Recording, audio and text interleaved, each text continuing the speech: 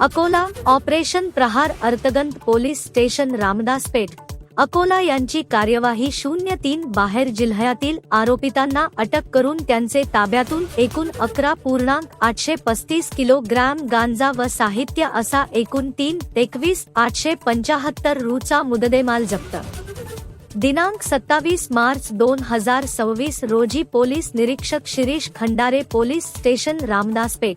यांना गोपनीय बातमीदारामार्फत माहिती मिळाली की रेल्वे स्टेशन परिसर अकोला येथे 03 इसमहे त्यांचे कडील 2 बॅगमध्ये मादक अंमली पदार्थ गांजा घेऊन येणार आहे.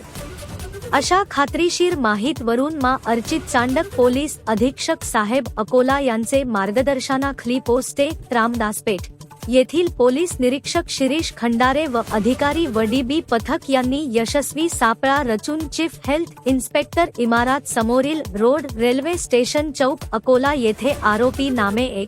गौरव विजय इंगळे वय 21 वर्ष 02, राहुल बाळासाहेब देशमुख वय 22 वर्ष 03,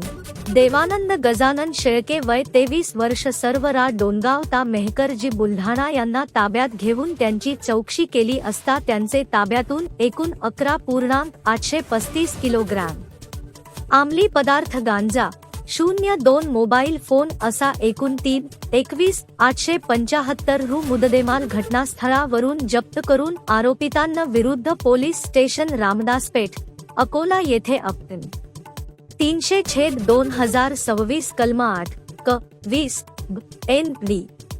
PS तक्तप्रमाणे गुन्हा दाखल करून तपासात घेतला.